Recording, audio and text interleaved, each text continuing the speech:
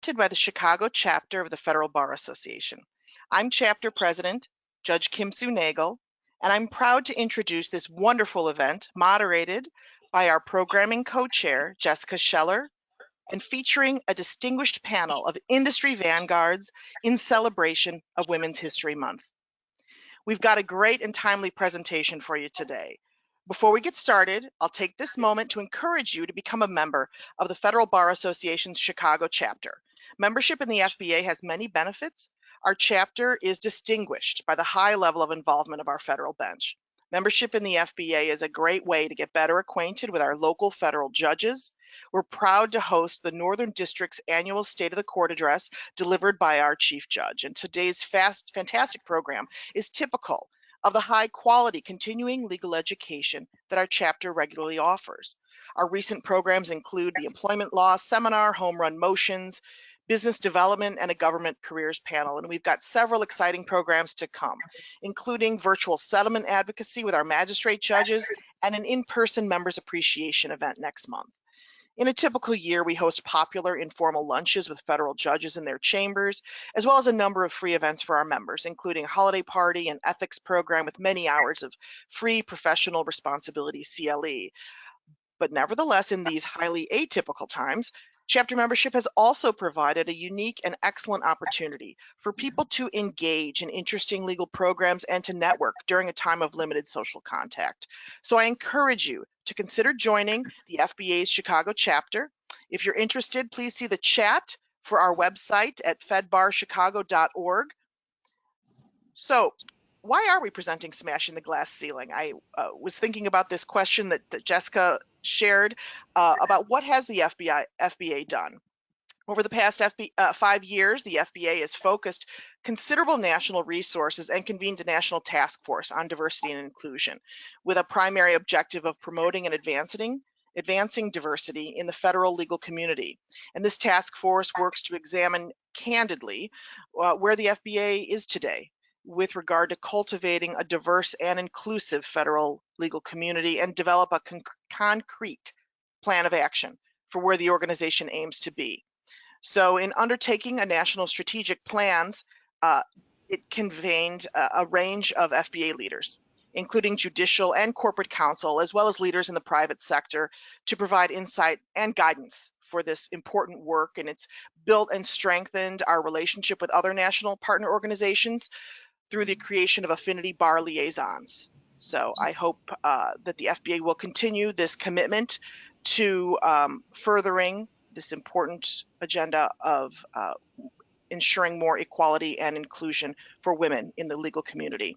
You'll find the materials for this wonderful program and the CLE code later, also in the webinar box. And we will have an opportunity for Q&A at 1 p.m. So please type your questions in the question box. I'd like to take time now to introduce our distinguished panel. The Honorable Sarah Ellis is a United States District Court judge for the Northern District of Illinois. She was appointed in 2013. Judge Ellis received her undergraduate degree from Indiana University and her Juris Doctorate from Loyola University Chicago School of Law's finest class, the class of '94. Judge Ellis is an adjunct faculty member at Loyola School of Law, where she has taught federal criminal practice, trial advocacy, and legal writing. Celia Meza is the corporation counsel for the city of Chicago, and in this position, she serves as the head of the law department, which handles employment litigation, torts, police misconduct litigation, transactional matters, legislative projects, and the enforcement of the municipal code, managing over 400 staff, which includes approximately 280 attorneys that are responsible for providing legal counsel and representation for the city.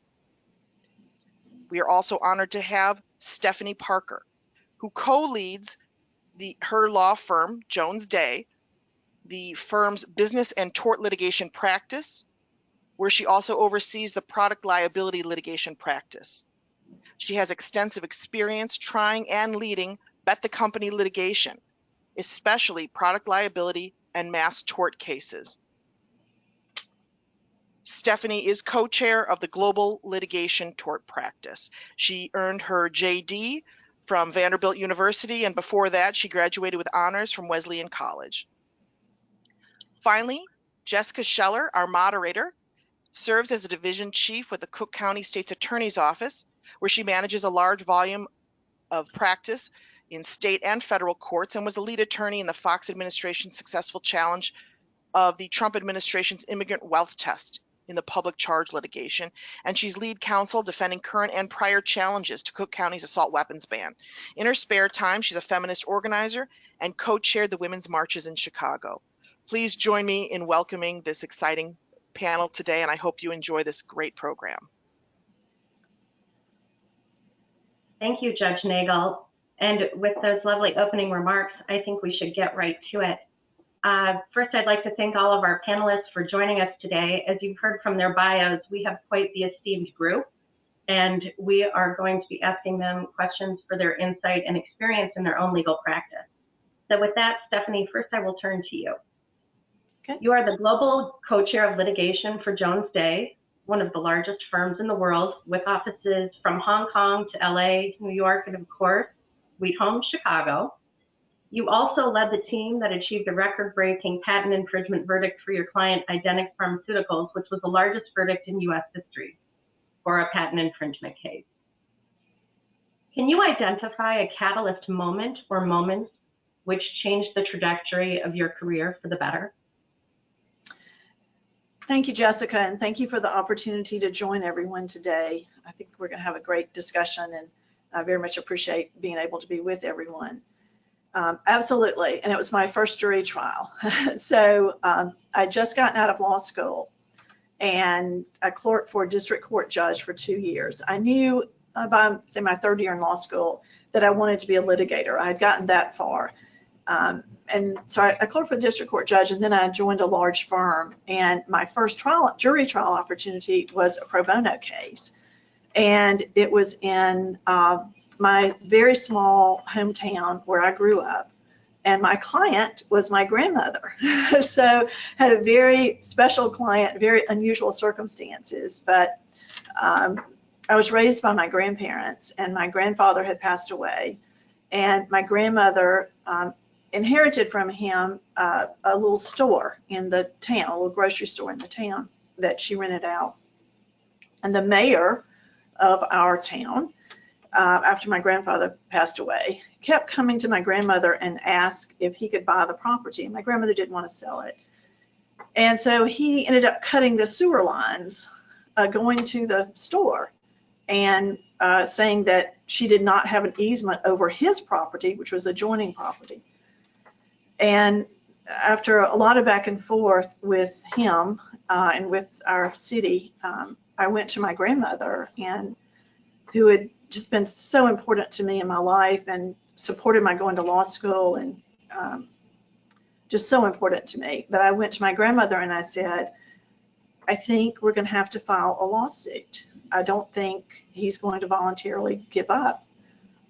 And my grandmother was just immediately so supportive of me. She was like, absolutely, whatever you think we should do. And so I did. We filed a complaint, and we had to go through discovery, and my grandmother had to be deposed, which she was wonderful as a witness, but you know, you can imagine how stressful it was for me, for my grandmother, and also my client. But we ended up having to go to trial. They wouldn't settle it, and he thought he was just going to railroad us. And my grandmother was a wonderful witness, and we won. And that experience for me, I go back to it so much in my mind. That experience was so important to me because it taught me about the power of the jury trial, and I really believe in jury trials. I mean, I'm a very, yes, you have jurors who are problems sometimes. I'm not saying every juror is perfect, but I'm a very strong believer in jury trials. And I think that that experience from my first case has permeated all of my work since then, because you know, I like working with jurors. I believe in what we're doing. I believe we'll get the right result if, you know, we present it correctly, and you know, all such as that. But that was say 4 years after I was out of law school, and I was hooked. You know, I was like, this is all I want to do is try cases, and that's what I still do today. So that's my story. How much of your practice now is trying cases versus being the chief litigation administrator with a partner? Yeah, that's a good question. So things have, because of COVID, jury trials have been shut down. Things are picking back up, though. I have a trial starting June 6th. So, we're back in business with jury trials and all. In a typical year, I would try 2 and sometimes 3 cases a year. Each one, though, is a lengthy case and with a lot of preparation. So I would say maybe 85% of my time I'm a working lawyer, okay, as opposed to just purely as administrative. I'd say probably 85% of my time as a working litigator, and the other 15% on training and administrative and my nonprofit work and things like that. So. A working lawyer. I like that description. Celia, speaking of working lawyers, you are the first Latina corporation counsel for the city of Chicago. What do you consider to be your highest and best professional achievement? Well, I think that I have been very fortunate in the sense that I don't know that I can point to one specific or particular thing that I think is, a great, professional achievement. I will say that, I've been very pleased with the trajectory that my career has taken, and I've made a conscious effort to, really, I'm a planner, and so I've planned out, way back starting as a young lawyer and really as a law student, what it is that I wanted to do, and where I thought, I wanted to practice. And, one of the things that, kind of tying a little bit off of what Stephanie said in terms of, what I thought was one of the things that I think was a big catalyst moment and a change in the trajectory of my career was when I was hired as an assistant U.S. attorney here in the Northern District of Illinois.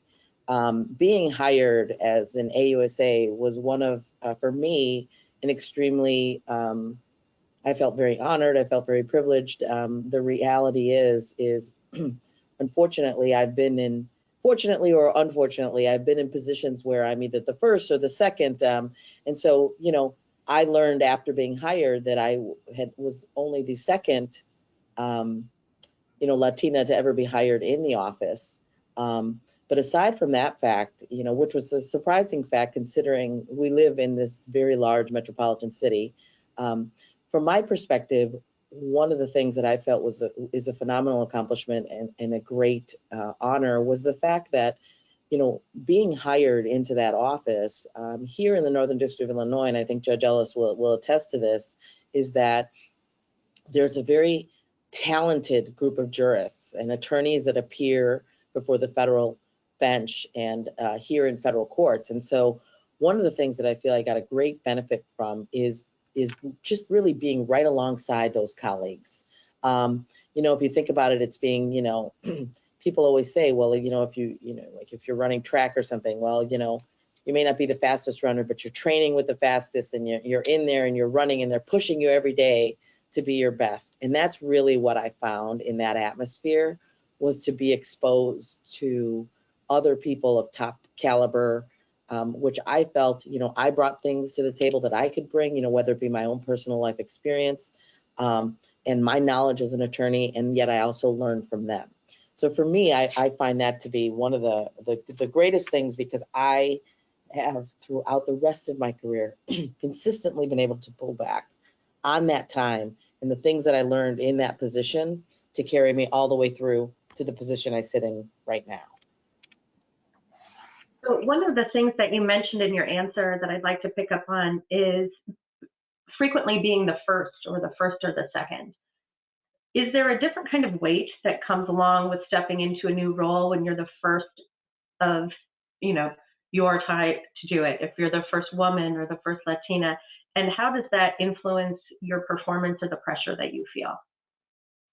I absolutely think that it's a consideration that is there. It is something that I feel on a daily basis. But I will say that I think many of us here on this panel will attest to and agree with is that it's also, aside from being the first in something. There is a weight, whether people want to, whether the men want to agree to it or not, but there is a weight that comes from being a woman in the profession that we have chosen. And so for someone like me, when you take on leadership positions, there is forever the challenge and the feeling and the need to be the best at what you do, to overcome the obstacles. And I know, that every day all of us face as we're practicing law, but most definitely you feel as you do not want to be the person to let down others that are clearly seeing your rise or your holding of that position as something that they can aspire to as well. So yes, it is something that I absolutely consider, and it's something that I take great weight to carry, and also feel very strongly about. I most definitely do not want to be the first. I do not want to be the last. And I make it my goal to bring through and help, whether it be, hiring initiatives, retention, all of those things, to try to bring in that perspective that may not have been in the position before. Thank you. Judge Ellis, turning to you now. This might be a bit of a softball. Is there an accomplishment, office, or title that you attained which was beyond what you imagined during your time in law school or early career? Yes.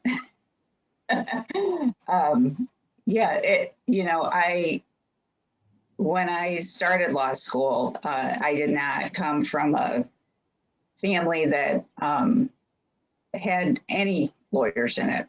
And my family came from Jamaica. So, I had no experience with the American legal system or how things worked in the United States. In law school, obviously, I learned to understand what judges did, but never thought that that was something that I could attain, in part because I had no idea how you would even go about getting to this position. But as I went through law school and then as I started practicing, I realized that if justice was something that was really important to me, this was a great position to ensure that I could help promote justice in the legal system. And so I didn't know how to get to this point, but I knew that this was something that I would find really fulfilling on a variety of levels. And that it really is the ultimate public service. And so I am extremely honored to be in this position and in this role. I feel like I caught lightning in a bottle. I can't tell you how I got here in a very linear path, because it wasn't at all linear. Looking back, I can see now how things lined up, and I'm grateful for the way that they did line up. But when I was going through it, it didn't seem like it was at all a linear path or a way to get where I am. So Judge Ellis, where you are is an Article III judge with a lifetime appointment in one of the most competitive legal markets in the country. So could you tell us a little bit about the path that you took? You said it wasn't linear. What type of path was it? So I started opposite to Celia. I was in the Federal Defender's Office as a staff attorney. And had you asked me back then, I would have told you that was my dream job. I loved that job. I loved my clients. I loved my colleagues. I really enjoyed appearing in front of all the judges.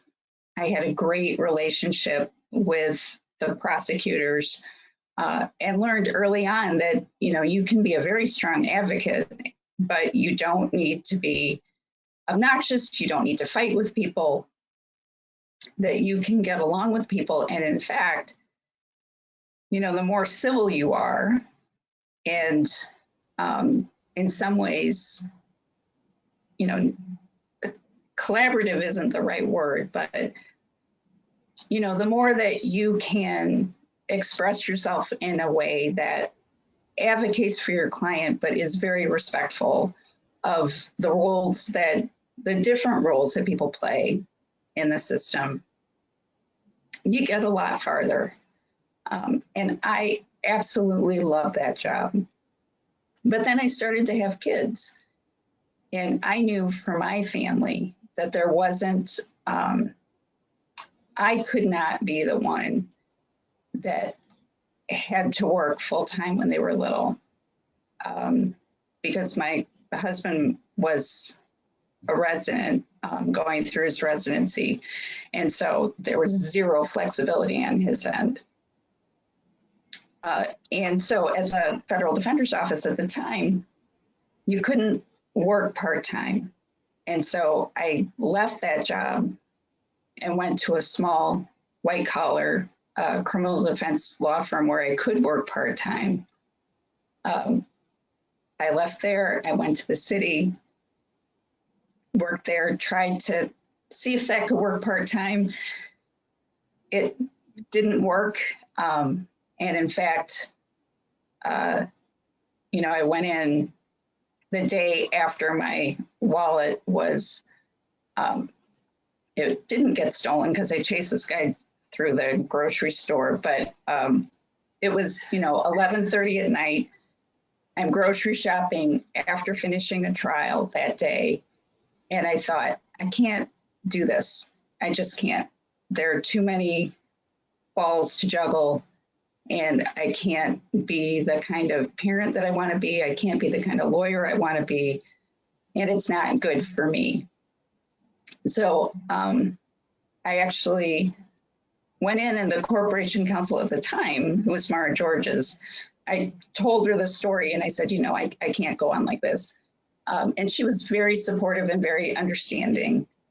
And so I left and I went to a big law firm where I was actually able then to work a schedule that worked for our family and worked for me.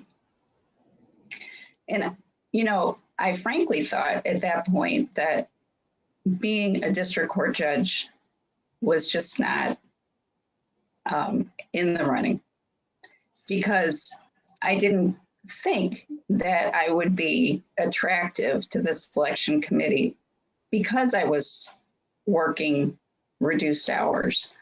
And that definitely was an issue that came up while I was going through that process.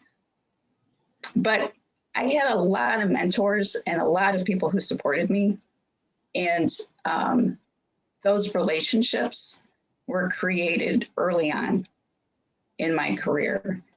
And then I was able to maintain those relationships through my career.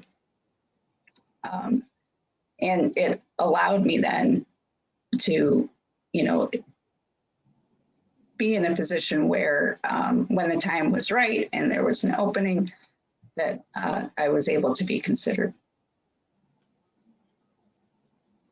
Picking up a thread of something you just mentioned, you were talking about collegiality in the law. And I think that's an interesting topic for those who don't practice as much in front of Judge Ellis. She has the unusual, and I would say first of her kind in the Northern District policy of requiring joint submissions on motions for summary judgment. And you cannot file a motion without having conferred first with your opponent. And most motions should be agreed when filed. Is that a byproduct of your experience, or was it a policy choice you made to try to influence the practice, or something else entirely? So it was a policy choice that I made to create collegiality. I think, and I'm sure that Celia will agree, having come from the criminal practice of law, the criminal bar is really small and you know each other really well. And there are a lot of repeat players. So you just have to be collegial you have to be civil. You have to work with each other. And that, I think, really influenced how I came to the practice of law. And so when I became a judge, you know, I had practiced on the civil side for quite a number of years. And I realized that it was very important to help people become more collegial and cooperative and collaborate on things to get to a better result that also recognize that, you know, particularly in civil cases, they're expensive. And the more that people fight, the more that people drag things out when they don't need to be, is the more expensive it is for the parties. And I don't think that that's something that's fair. And as a judge, something that we should just kind of ignore and say that that's just the status quo and that's how things work. So turning back to Stephanie, because I think that's a good segue, I imagine some of the cases you try become very expensive. Was there ever a matter that didn't turn out the way that you wanted, or a position within the firm that didn't work out quite as you'd hoped, that actually turned out to be a good growth opportunity for you in your career? That's a good question. And honestly, I could spend the rest of our time talking about losses that I've had either at trials or, you know, with the pretrial matter. And I think you get to a point where you recognize that if you're going to try cases, you're going to lose some of them. But I did not, that was not my viewpoint early on. I took everything, I still do, you know, very personally when I don't get the result I want. But I think the takeaway from me, I think for, you know, how those losses have helped me is to use those to your advantage as growth experiences.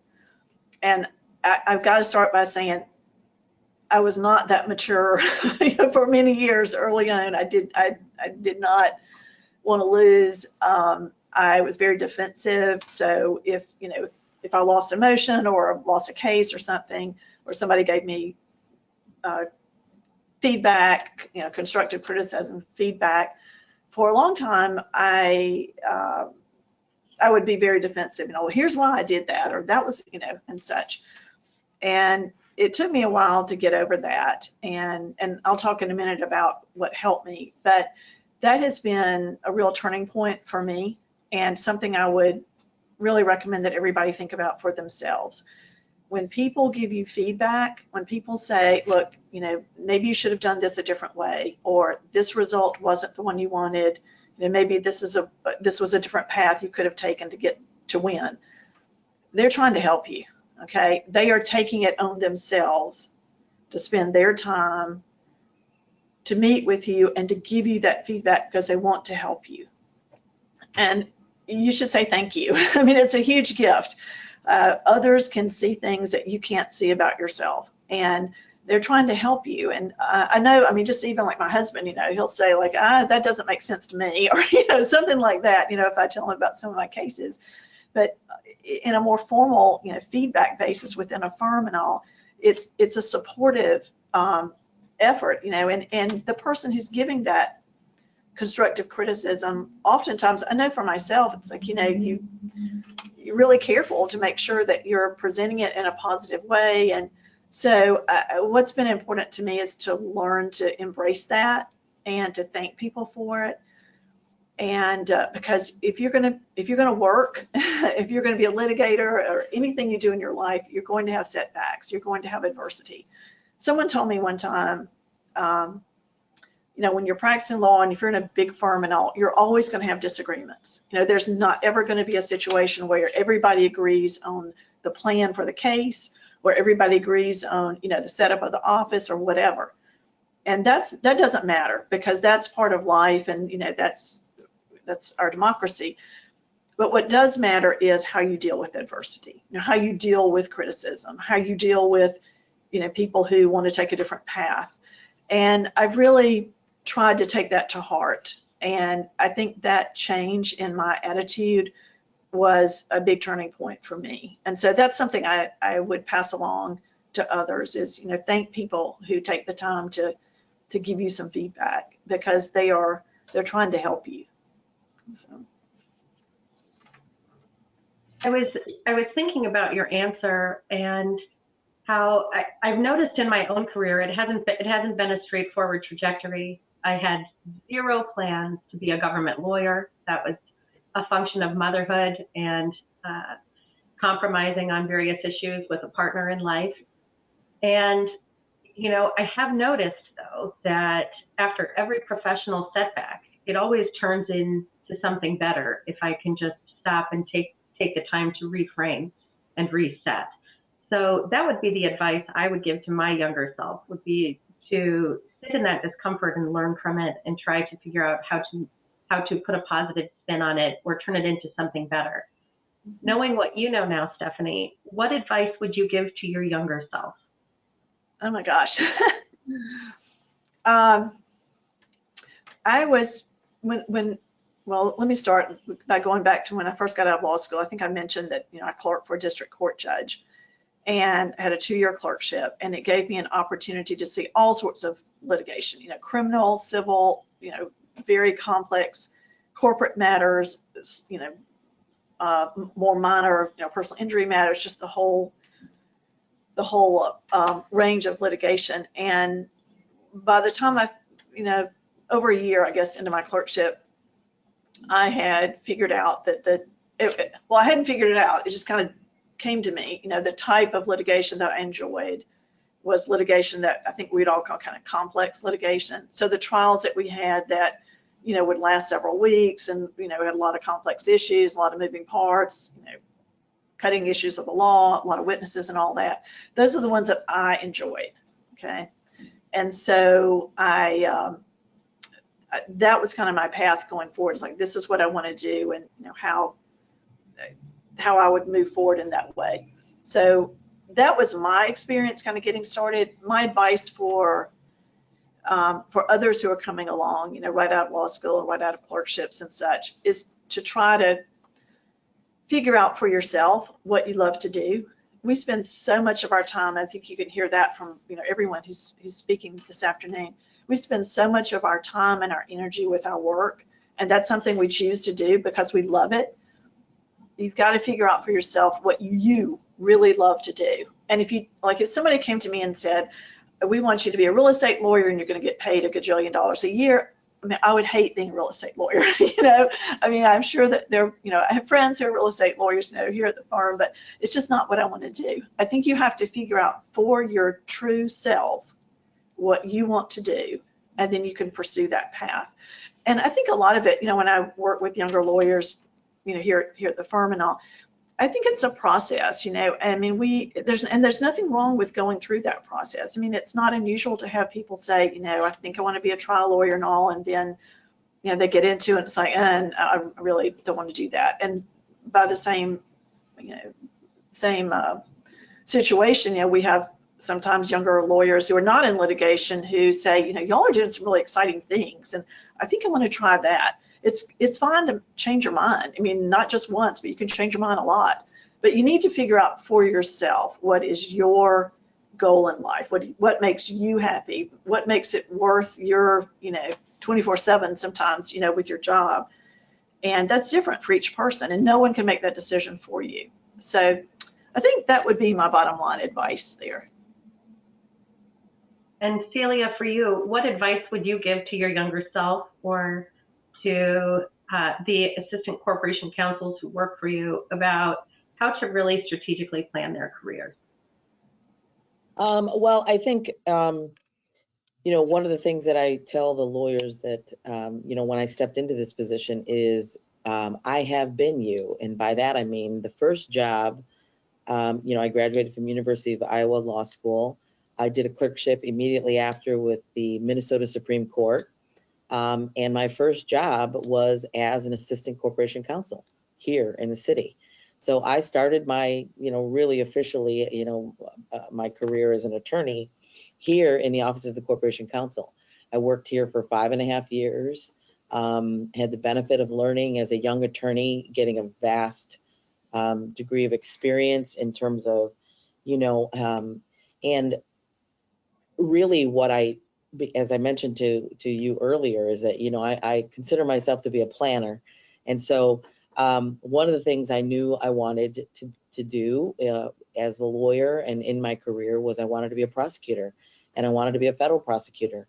And so, I live here, I grew up here in the northern suburbs. And so I knew that this office, I'd heard that the Northern District of Illinois was very competitive to get into. And so, through law school, it was, well, how do I make myself the best looking package available? And I don't know if it was just the nature of me being stubborn or how it was, but it was always, well, I'm going to make you give them a reason to say no. Don't give them that reason, right? You've got to be the best looking package there. So get into law school. What do I need to do? Well, you need to show you can write. Great. I'm going to do law review. Excellent. What else? Well, you should be an editor. Got it. I'll be an editor. How about arguing? Well, if I'm going to be a prosecutor, I got to know how to argue. So I was on moot court. What else? Well, I'll be on the moot court board. So I did that. Give yourself those opportunities, do those steps along the way, plan accordingly for the position that you want to be. Then what else? Well, just to ensure that they know you're a good writer. Oh, and to be clear, someone had told me early on, even when I was an undergrad in college, I knew I wanted to be a lawyer. And a lot of people, many of us can attest, they're a little older back then, it was always, well, you should be a political science major. Well, I don't like political science. I don't like politicians, despite the fact that I sit in this position. I don't like politics. And so I was like, well, I would rather stick needles in my eyes. So, what do you need to do? You need to be a good writer. I love to read. Well, I was an English major undergrad. Why? To show that I can write, because that is also, unfortunately, one of the stereotypes is, well, minorities can't write well. Well, I'm going to prove that one wrong. So I was an English major undergrad, did law review. Then what else? Just to sweeten the pot a little more, I'm going to do a clerkship. Got hired for a clerkship. Then I came in here to the city. I knew I wanted to be a prosecutor. I came into the municipal prosecutions division. I did ordinance violations. I proudly tell people, and I told people when I then ended up at the U.S. Attorney's Office, I have done a dog without a leash trial. Okay, in the city of Chicago, there's an ordinance. So all of you that don't know, that might be out there walking your dogs, put that bad boy on a leash. You will get a ticket. You could get a ticket, although they're a little busy right now, so they're not ticketing on that as much as they used to. But I have done a trial, drinking on the public way. I've done a drinking on the public way trial. You cannot have an open bottle in the city of Chicago or anything like that on the public way. Be willing to take those learning experiences, because they will pan themselves out later. And so I knew I wanted to be at the U.S. Attorney's Office, so I worked to try to get to that. So for me, really it's making those decisions early on and planning out. And to what you said, Jessica, you had not planned to be a public or government attorney. I always planned on being a government attorney. I knew that's what I wanted, and I continued along that path. I was fortunate enough, as I said, did 5.5 years as an assistant corporation counsel. Then I got hired at the U.S. Attorney's Office, was there for 5.5 years.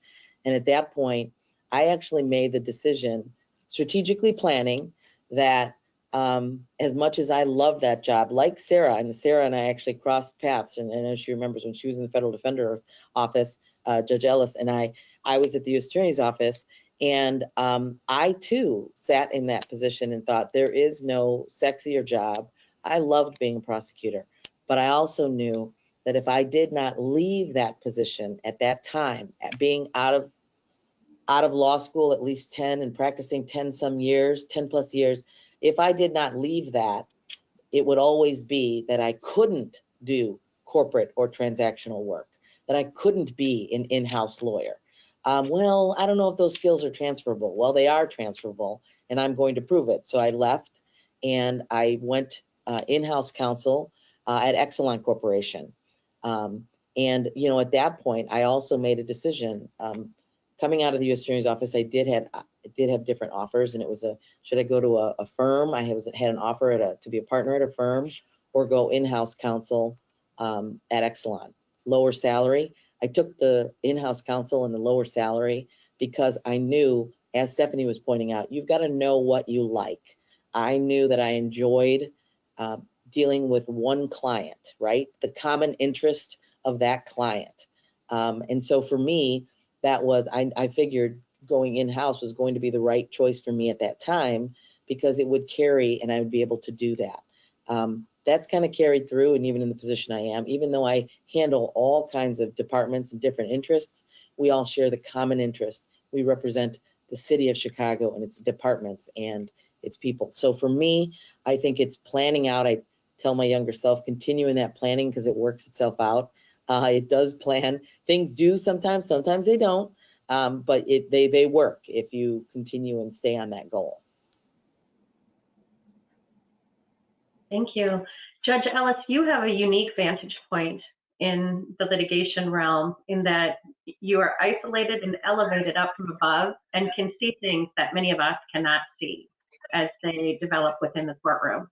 What advice do you have for younger practitioners that you see and who appear in the Northern District? I think, a couple of things are really important. One is to be prepared. Litigation is, whether it's on the civil side or the criminal side, there will always be surprises. And so you need to be prepared, and you want to know your case way better than the judge does, because you want to make the decisions as to how your case is going to proceed and the direction your case is going to take. And the more prepared you are, the better you are to get the judge to be in a position to say yes to what you want and how you want your case to go. So being prepared is really important. Being honest is also really important, because the judges know what's going on. I mean, we're all very prepared. We take our job very seriously. We read everything that you file. And so when you file something or you write something, you say something, you need to be honest about what you put in there or what you're saying or what your position is. And it's okay to say you don't know something. That's all right. The judges don't expect you to know everything. Judges don't know everything. But you do need to be honest and forthright, because it's just not worth it. I feel like every time somebody comes up and tries to shade what's going on, you always get caught. And what you have that is so valuable is your reputation. And once that goes, it's really hard to build it back up.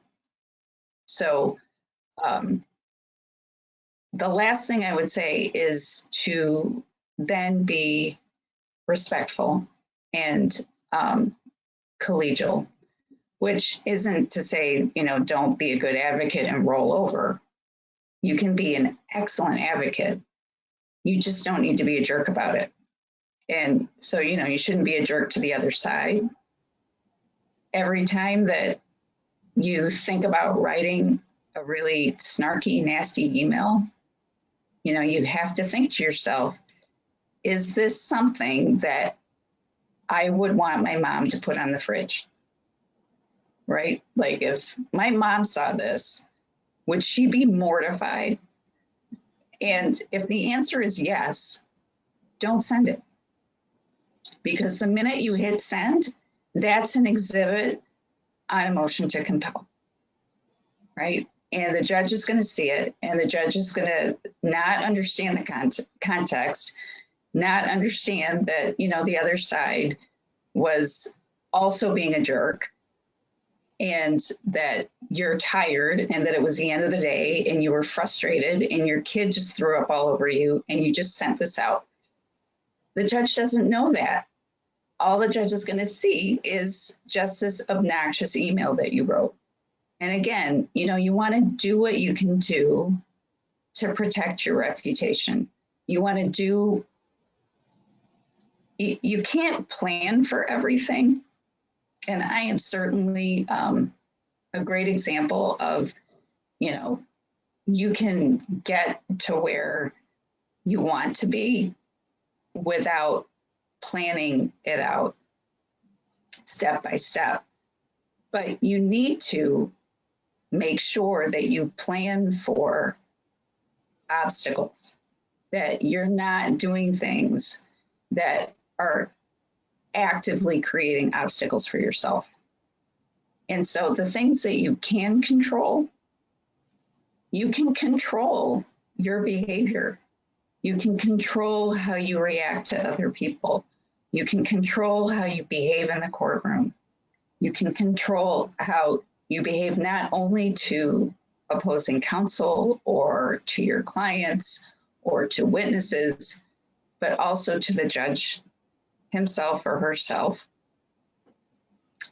And those are the types of things you can control. You know, you can control in some ways how you're perceived by your work product.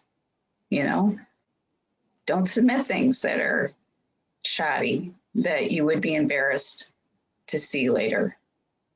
You know, you want to take that extra time, take that extra 5 minutes, read it through, look for those typos, make sure you spell the judge's name correctly. You know, those little things that show like, oh, you know, I'm paying attention, I'm doing my best. So those are the kinds of things I think that lawyers, it will help you in the long run, especially if you're doing litigation. So Judge Ellis, I'm going to pick up on that a little bit because I think you've opened the door to a really interesting area that is of the moment, which is striving for excellence while also achieving balance. And so to lead into this, I'm going to take you on a little walk down history lane to a trial that Judge Ellis presided over back during the Laquan McDonald protest. It was a case that I was asked to try at the AG's office, and it was a police misconduct case, and it had everything under the sun happening. At the time, my twins were 4 years old. It was 2 weeks before Christmas, and nobody could figure out where mom was. We kept explaining to them where mom was, what mom was doing. And so ultimately, my husband and I settled on the questionable decision to have the kids come and see me do a cross at court, and then we would go see Santa at Macy's. That was the whole plan for the day. And as I saw them filter in through the corner of my eye, and I was cross-examining the witness, and things went well on the exam, and I turned around and they were gone. And I went outside and I asked my husband after we adjourned for the day, you know, why did you leave so early? And he said, well, our son was passing gas and our daughter kept laughing about it. And I figured that was not the message you were trying to send during your cross-examination. And I think that story highlights, at least in my own professional experience, just how difficult it is at times to keep everything up in the air and do a great job at work while also meeting with your responsibilities to yourself and to others. So do you have any advice, Judge Ellis, about how to keep that balance so that you can be excellent, but you don't suffer mental health consequences as a result? So, you know, this might be a little heretical, but there's no such thing as balance. It just doesn't exist. And I think if you tell yourself that I'm going to strive for balance, you are setting yourself up for failure, and you're going to feel horrible either as a parent or as a lawyer. That the thing that I found is life goes in phases, and there are different phases in life. And at some point, you know, if your kids are small or one of them needs something, then that's got to be your primary focus, and that's where you're going to be. And so put your energy there and come to terms with it and come to peace with it. And there were times during my career where I looked at what I was doing and then looked around at what my friends or my colleagues were doing and thinking, you know, oh, I wish I could, you know, have this high-powered job, or I wish I could be trying this case, or I wish I could be in this position. But the reality was I couldn't. There's no way I could do that. And I had to own that and realize that, you know, for this period of my life, work-wise, I may not be doing the most fulfilling thing in the world, right? I might be doing, you know, doc review, or I might be working on some appeals that, you know, it's interesting, it's challenging, but it's not what I find to be my area of passion. And that's okay. That's fine. You're doing what you need to do for yourself and for your family at that point in time. Your kids do not stay forever. Mine are 23, 21 next week, and almost 20. They have really different needs. And at their age, you know, I don't need to be home to get people off to school, or I don't need to be home to make sure that their homework's getting done, or, you know, that I'm the one that has to pick them up if there's a half day at school or something like that. That's not the phase that my life is in. So now, yeah, you know, if I need to stay till, you know, 10 at night or whatever to get things out and get prepared and feel like I've got my work done, I'm free to do that. So it does go in phases. And you want to keep your eye on, you know, ultimately where you'd like to be, and find in every phase something that is fulfilling, that makes you happy. And that's, you know, how you'll get through it. Trying to find balance is like trying to chase your tail. You know, you're just going to go in circles and probably at the end throw up.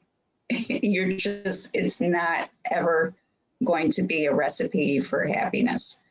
And I think that the more that, particularly women, because you're just sold that bill of goods as a woman, I don't really hear men talking about trying to find balance. That, you know, it's a farce. It doesn't exist. It's like, you know, saying that you're going to find Prince Charming. He doesn't exist, right? You know, he's probably a frog dressed up, and you have to decide, can I live with these warts or not live with these warts? But everybody's going to have warts. So there's no Prince Charming, there's no balance. It's just, can I do what I need to do, knowing what my priorities are right now, and knowing that it's going to change. And, you know, if I had any advice for my younger self, it would be embrace the change. That you're not going to, most people anyway, their career is not going to be linear. And you are not going to end up going through, you know, different jobs or having different responsibilities that you can actually map out and foresee. But at least in my case, it all worked out. I would never have said that my career at, you know, 24 years old, that my career would have taken the path it did. But because it took the path it did, I was then in a position to apply to be a district court judge and say, yeah, I've got criminal experience and civil experience. On the civil side, you know, here are all the different areas that I've worked in that happen to line up with the types of cases that you'll be dealing with as a district court judge. And when I came on the bench, there was a learning curve, but my learning curve was much less than had I stayed at the Federal Defender's Office the entire time. You know, had I just gone to a big firm and done, you know, complex commercial litigation, you know, going to the city, doing civil rights litigation, you know, that's a lot of what you do as a district court judge. And so I was able to say, okay, you know, I know how to do these kinds of things. I know the law in these various areas. So, you know, I can take all the energy that I would have spent figuring that out and put it towards areas that I didn't practice in, like, you know, IP litigation. And it made it a lot easier to transition. So that would be the advice that I would have for other lawyers and certainly my younger self. Jessica, can I jump back in? So Yeah. one other thought I have from the discussion, I want to give a shout out to board service and nonprofit work as a way to both, you know, do something that's giving back and something you enjoy, something that means something to yourself, but also a way to advance your career, you know, as a type of training. So when I was growing up, I was a Girl Scout, and it was a big influence on my life growing up. And as I became more senior, I got involved with board service with the Girl Scouts. I was on the board of the Girl Scouts here in Atlanta for 12 years, and I chaired the board the last 2 years. And I always, you know, when I call on people for fundraising or, you know, call on people, you know, as potential board members and such, I would always tell them this, and it's been so important to me in my life, and I'd like to share it. So when I was growing up, there are no lawyers in my family, and it's a very small town. My grandfather was a dairy farmer. My mom taught second grade in elementary school, and my dad was an electrician. And I just did not have any type of background at all with corporations or big business or lawyers or courtrooms or anything like that. But I had this notion from, you know, what I'd read and seen on TV that, you know, I wanted to be a lawyer and went to law school. But even today, the skills that I learned as a Girl Scout and the skills that I learned as a member of the board of the Girl Scouts helped me, I mean, really just constantly. I mean, I would almost say every day. I know that sounds like, you know, how can that be? But, you know, when you're a Girl Scout, one of the most important activities is to learn in a very loving and supportive environment how to make an ask. You know, when you're asking your friends and your family to buy cookies, you're going out there and you're putting yourself out there and you're asking for something. And that skill set is what I do every day almost. You know, you're asking the jury to rule with you. You're asking the judge to rule with you. You're asking clients to give you work. You know, you're asking for things around the firm. You know, it's that skill set is something that was very important to me to develop as a Girl Scout. So growing up without a background of, you know, big business or lawyers, and then continuing the experience that I've had as a board member for the Girl Scouts. Also, I've been on the board at my undergraduate college. I have to give a shout out to women's colleges. I went to a women's college. I think that's really important. So I want to say that. But on the board of my law school and now on the board of the American Law Institute, you know, I did not have any background on seeing how people come together and make decisions and work together as a board. That was just foreign to me.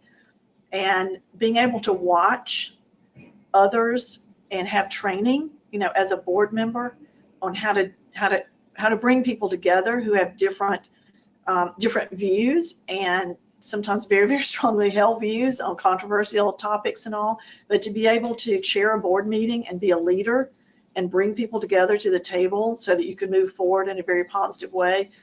Again, that was completely foreign to me, but it was so important to me to be able to have those experiences. And it really just kind of fell in my lap because I love being a Girl Scout and I love my undergraduate college and I love my law school. So it's something that I was really committed to personally, And it's just turned out to be a win-win. And so to say, looking back, that's been important to me, and it's something that I would like to mention as a way for others who are thinking about developing their leadership skills or moving forward in a, in a leadership position with their work. I think it's something, if you enjoy it, it's a an area that you're really committed to personally. I would commend that for others. Stephanie, I share that thought, and I'm going to use it as a segue into something. I think that doing volunteer work of some kind about something you're passionate about helps in a lot of ways. One, it can be an outlet for some of the frustration of work or life to serve others. And two, you really forge deep connections and relationships with people in that setting, and not opportunistic relationships, if you will. You're not going there to form relationships, but when you have worked on a project or a fundraiser with someone and had to ask people for uncomfortable things and helped each other to achieve a goal or objective, that type of connection and partnership will serve you for years and years down the road. And so I echo your sentiment about board service, and I was going to ask you, Celia, I promise not to ask you any questions about the City of Chicago litigation, and I will not. But I think we can all read the newspaper, and we know that there's quite a bit on your plate. So what do you do to let off steam or maintain an even keel or obtain balance, if you believe it can be obtained, in your life? Well, I think that similar to Judge Ellis is I think that as women, our careers have different trajectories, right? And so based on decisions we've made and the age of our children, it could very much determine, what you do is. And so one of the things that when Judge Ellis was talking about is the fact that I had my two children when I was at the U.S. Attorney's Office. As I say, I had my kids on the G. They were little, and towards the tail end of my service there, I realized I could not maintain that trial schedule with little ones at home. But right now, my son just turned 20, and my daughter is 18 and about to leave for college. So I'm going to have an empty nest. And so what I have found is that the time that is needed for me to perform this particular job as the corporation counsel for the city, in addition to having, all the various commissioners of the various departments as my client, I know one client who considers herself to be the main client, and that's the mayor. And so, I'm very much at the mayor's beck and call. And so my client can call at any time and ask for all kinds of things. And at that point, what I found is that I do not believe I could have done this job at the time in a different point in my career. And so I do believe that, the fact that my kids are older and they're making their own paths and as a judge noted, have different demands and what they need, really has allowed me to perform in the manner that I need to in this job. And so what I have found, honestly, in all honesty, when it comes time to, I get here very early and I leave very late. And so it gets to be where literally for me, when it comes time to finding what do I like to do, when I get home, is literally instantaneously change out of my work clothes and put comfortable clothes on and just catch up on my streaming, whether it be, I'm a huge TV fan and movie fan. And so for me, it's really just relaxing and just kind of getting where I don't have to make any decisions in this job, in this position. I have, 16 different divisions, whether it be a civil rights case. I have an employment litigation division, federal civil rights, torts. All of them are looking for decisions at any given point on what's the dollar amount we can, do to try to settle this particular case. And so, all of those decisions, the last thing I want to be doing is making decisions when I get home. So it's really just relaxing and not having to do that. That's what I like to do, is really just have the opportunity to unwind, because I find that it allows me to reset and get geared for the next day. I think that's really good advice for everyone, to carve out some time where you put your phone away or your device. I know it's somewhat omnipresent now that it can be carried in your hand. So I do think it's important to take a moment and set it aside. And in that vein, Stephanie, as we're emerging from the pandemic, I think we're emerging.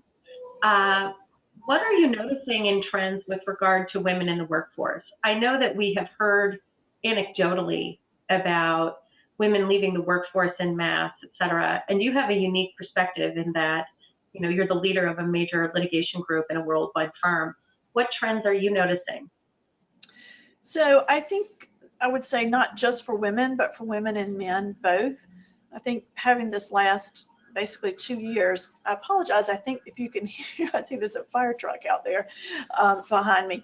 But I think having the experience of being away from our desk and away from courtrooms and doing everything by Zoom over the last 2 years has caused everyone to re-examine how they want to spend their life, how they want to spend their work life, and what can they do with new technology and all to be more effective as a lawyer, and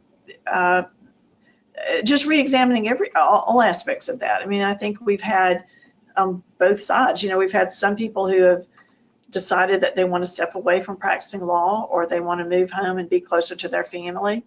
But by the same token, we've had others who've said, hey, I'm tired of being at home. I'm tired of the way that I've been practicing the last couple of years. I really want to get back in a courtroom, and I feel like large firm life is, hours and all that come with it is something that I want to do.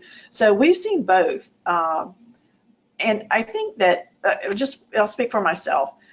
I think that being able to, for example, today, we're all able to be together, and I think this is a very effective way to do it. We didn't have to travel and get together, and didn't have the expense of everyone in a hotel conference room or whatever. I mean, there are definitely some benefits that we've learned from COVID, and I think that people seem to be a bit kinder to each other. We're all so happy to see each other again, and get together and go out to dinner. Last night I had a business dinner. It was just fantastic to be able to, to go to a restaurant with colleagues and all again. So I think we're into what I'm seeing is I think we're into a very positive kind of move forward of getting out of, a situation that was totally unanticipated, and, we weren't really ready for it in terms of technology and all, but we've learned from that, and we're taking the positive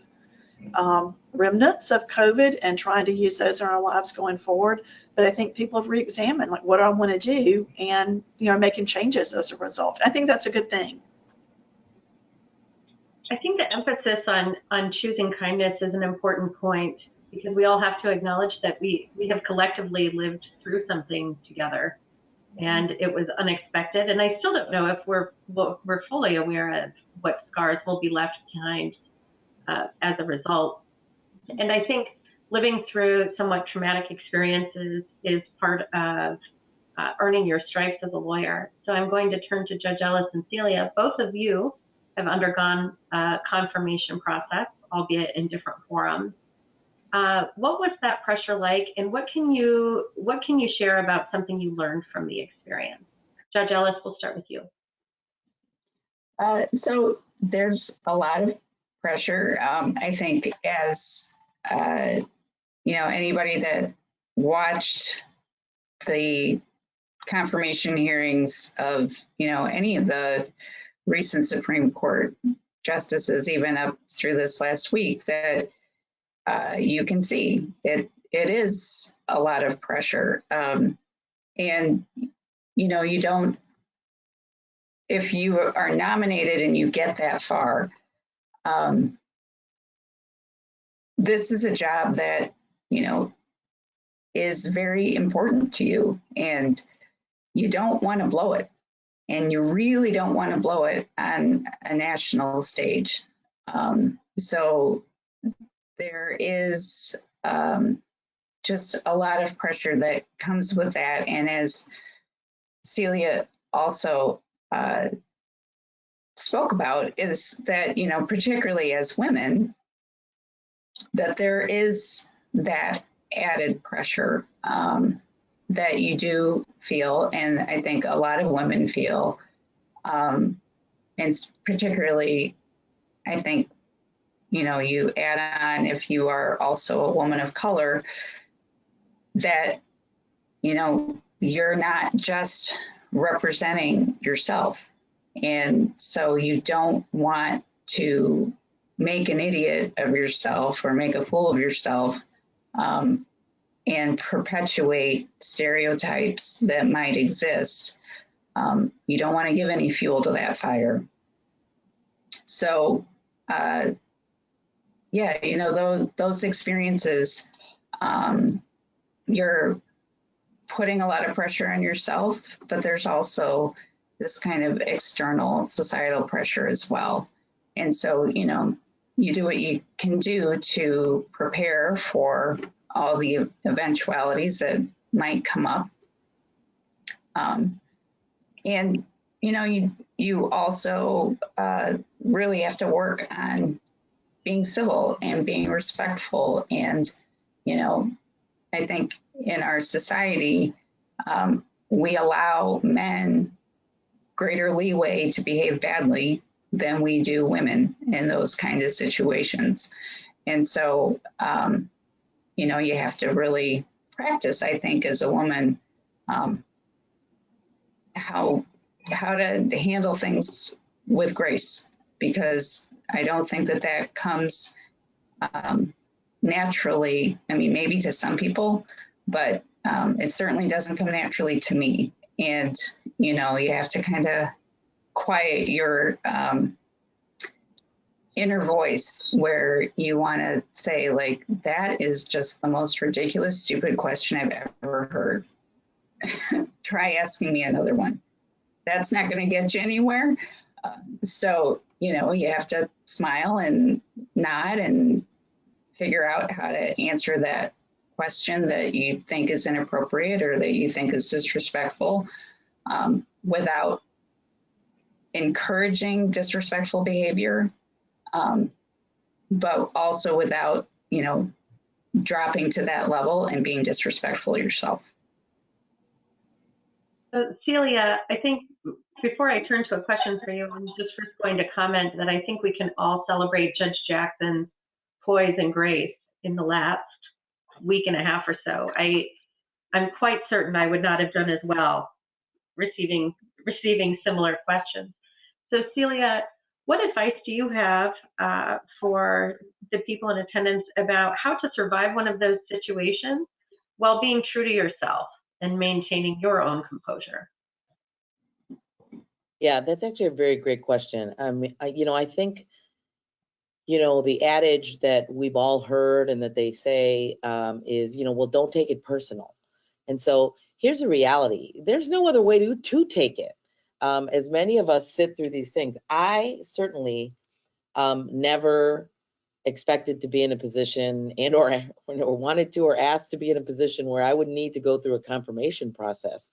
But I was fully aware of, you know, the need to do so and in certain positions. And so, you know, I will say that having gone through the confirmation process here as a corporation counsel, I think has been, despite the fact that, you know, I may not have liked it, was a great experience for me. And really, on a smaller scale, what Judge Ellis had to go through, but I can tell you that it's, you learn from a different perspective, just like, okay, this is how I'm going to handle these things. And so, you know, as the judge was talking, I was taking some notes in terms of what it is. And you know, the first one that I wrote was, you know, don't take it personal, but of course it is personal. And the other one that I heard a lot from people is like, well, it's a process and it's political and, you know, it's not you. But one of the things that I found is that it is very hard for us as lawyers, and especially and I can speak for myself in this instance, those of us that just, really work hard to maintain their reputation and take great pride in who we are as lawyers and what we have accomplished. I do take pride in that. And so it's hard to, when you've done that your entire career or made decisions to be like, well, I'm not going to do that. That would be wrong. Or ethically, when we're all faced with ethical decisions, should I do this? No, I will not do that. I will take a stance and not do that. To then suddenly have in a confirmation process, really it's like all open, it all holds barred. I mean, anything can come through. They can suddenly question your integrity and question your ethics. And you really feel like, well, what do you mean? You realize that everything isn't always, and decisions aren't always based on, whether you can in fact perform that job. I also agree with Judge Ellis's point, is that I think men are given a lot more leeway than women. We're held to a different standard. And so from my perspective, I think what I would advise people, or anybody that has to go through something, is really do kind of what I've done. Anytime I was going to do a trial, for those of us that are trial attorneys here, is over prepare and be ready for every potential contingency, right? And that means, I can remember being at the U.S. Attorney's Office, and, back then, I mean, now I think everything's electronic, but, we rolled in with the cart of materials, and, defense counsel, as a prosecutor, it's on the prosecutor's obligation to turn over discovery, and literally having defense counsel say, in front of the judge, well, I didn't receive that, Your Honor. And then I would, go over to the file and I'd be like, well, I have an extra copy here, Your Honor. And here's the letter that I sent over in addition. Very sweet, very nice, but I'm ready. I'm ready for your response. And then those games wouldn't be played, right? So the same thing goes with preparing for these confirmation hearings. It's just really anticipating, well, what are the possible things that they can come at me with questions and issues, and really just being ready for all those and having those answers and showing that you are in fact the best prepared for that. And also, as much as all of us, for those of us that are here in Chicago and those that are from Chicago, it's a big city, but it's a small town in terms of the legal community. And the relationships you made, I also feel very fortunate, which is why I said it was one of the catalyst positions that I held, in that being in the U.S. Attorney's Office, I was in the criminal division. It was a very small criminal bar, and how you treated other people, how you treated the federal defenders and the criminal defense attorneys, determined your reputation along the way. And that carries through, when you're young attorneys, as you're practicing. You don't need to be snarky in the letter sent back. You should be professional. You should be that.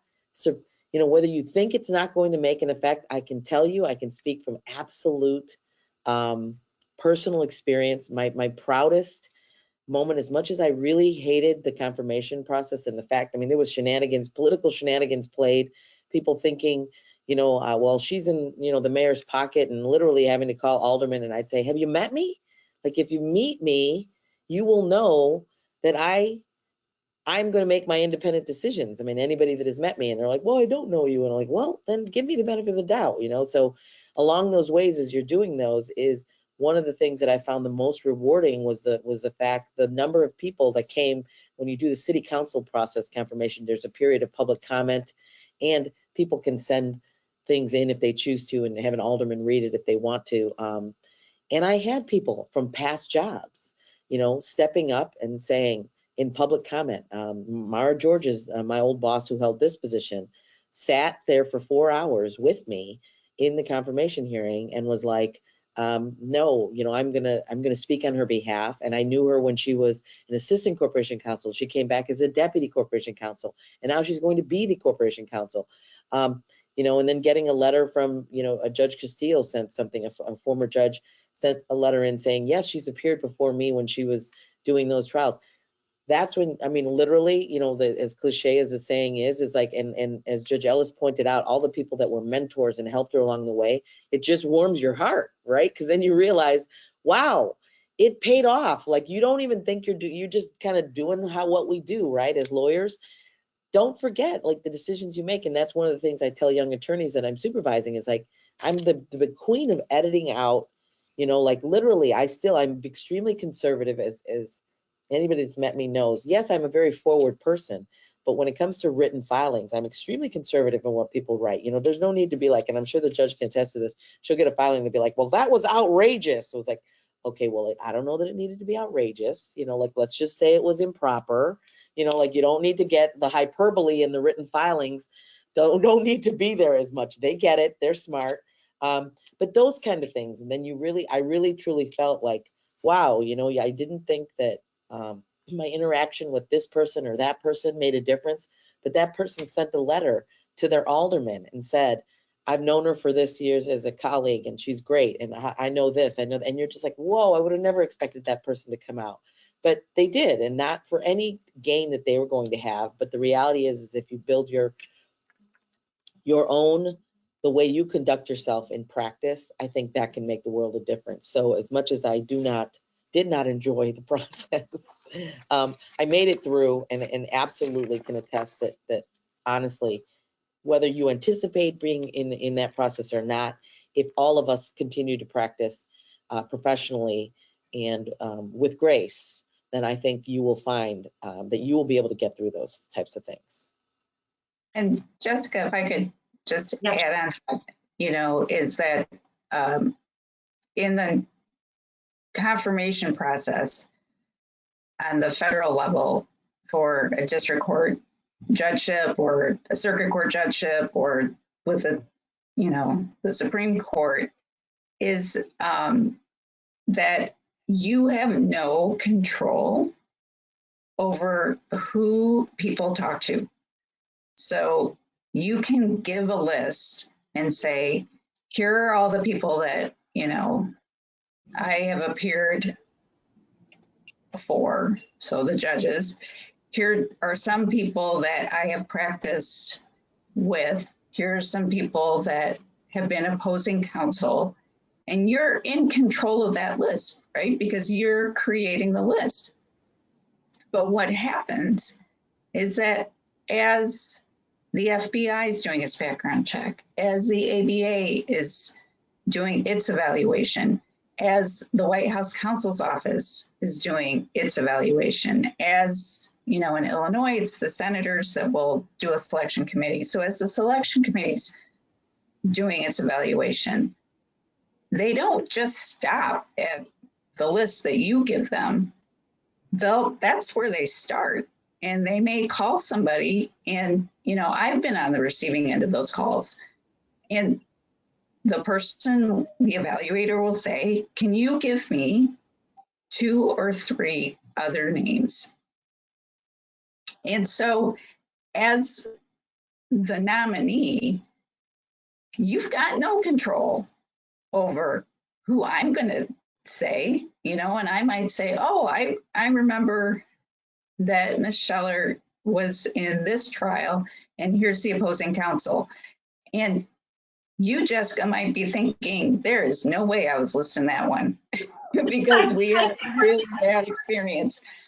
And so, you know, you want to set yourself up, I think is the one piece of advice that I would give young lawyers is set yourself up, because you don't know when the opportunity is going to come, and you don't know where it's going to come from or how it's going to be there in front of you. But the last thing you want is a decision that you made in the heat of the moment that you didn't need to make, that was a stupid decision, that's going to come back and bite you 10 years or 15 years down the road. So, you know, don't send those obnoxious emails. Just don't. It's okay. You know, write it, go for a walk, come back and delete it. It will make you feel better to write it. You get all of that out, and then give yourself a minute and think about, you know, if this person gets called down the line, what would this person say about me? You know, when you're tempted to blow a deadline, think about, you know, if this judge got a call years down the line, what would this judge say about me? You know, would the judge say that I don't pay attention to detail? Would the judge say that I don't pay attention to orders, that I kind of think it's my courtroom and I get to run things the way I want to run them? Or that I'm proactive and I see that, you know, I'm not going to make this deadline, that things come up, I talk to the other side, I file a motion ahead of time, that I'm responsible, that I look ahead, that I'm respectful. And, you know, just kind of keep those things in the back of your mind as you're going through your career. And if your career takes a different path, which they all do, that's okay, as long as you're not doing things to sabotage yourself along the way. I think that's really great advice. We have just a moment if any of you want to give a final thought or a parting word before we close out. But before you do, I'm going to announce the CLE code, which keeps being emailed to me, which means I'm remiss, is 22293. So the code for CLE is 22293. And now, Stephanie, do you have any closing remarks or additional advice you'd like to impart before we close out today? Yes, thank you. And thank you so much for hosting this and giving us all an opportunity to talk with everyone about our own experiences. I think the number one takeaway I want to leave with everyone is don't do it unless you love it. And you only have one life. And if you don't absolutely love your work or whatever it is you're doing, don't do it. You can find something else to do. You can do it in a different, practice law in a different context. I'm being very serious about this when I say, every day, I just feel like I'm so fortunate to be able to have the life that I have professionally and the opportunities that I have. And I love going to trial, and I love my colleagues here, and I love my friends who are supportive of me, and my family has been so supportive of me.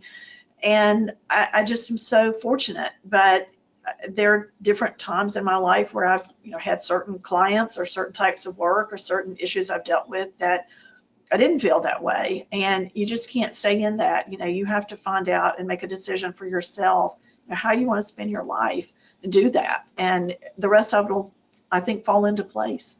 So that's for me. Thank you, Stephanie. Celia, any closing thoughts? Yeah, actually, I'd like to just piggyback off of Stephanie's, because I think that's an excellent point. And the way to do what you love is really where my bit of advice comes in, and that is don't make your decisions for your jobs based on money.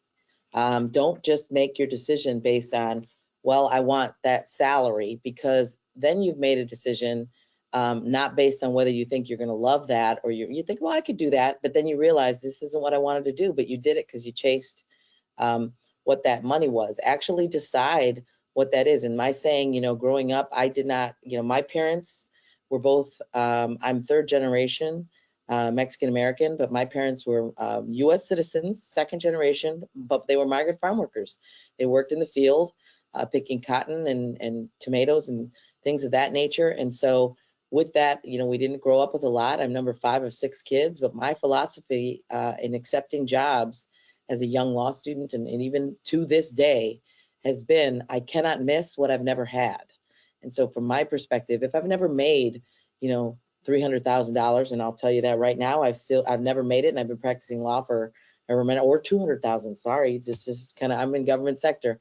I cannot miss it because I've never had it. So because that, it has made my life a lot easier to pick the jobs that I've loved and pick the jobs that have made me happy. So it's really along the same lines as Stephanie's saying, but keep those other factors in, because they creep in. Believe me, we all want the good stuff.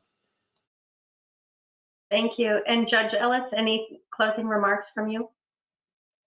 Just first, thank you, Jessica. This was great. And thank you for leading the panel. You've done an excellent job.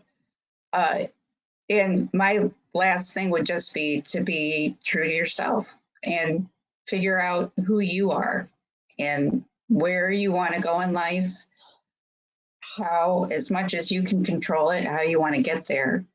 But don't lose yourself and figure out who you are. And that takes time. It takes the space to be quiet and think about it. And it takes the self-care and self-love to be interested in yourself, in your authentic self, and to figure out who that person is. Thank you, and thank all of you for joining us today. Before I turn it over to Judge Nagel, I just want to highlight that if we were networking in normal times, most of the attendees on the call would not get an opportunity to speak with each of you one-on-one during a networking hour and gain all of this insight. So thank you for sharing your time and your wisdom with us today. It is really valuable, and I appreciate it. Judge Nagel? Thank you, Jessica, and thank you to the panelists. We're just so grateful for your generously sharing your inspiring stories with us. I've taken lots of notes here, and I want to just thank you personally for the gifts of your wisdom and your strong advice. I know that our attendees receiving this wisdom will agree that it's been an honor to be among such accomplished women and to celebrate their trailblazing paths and remarkable work. So thank you all and have a great day. Thank you. Thank you all very much. It was a great event. Thank you. Thank you. Thank you so much. I've got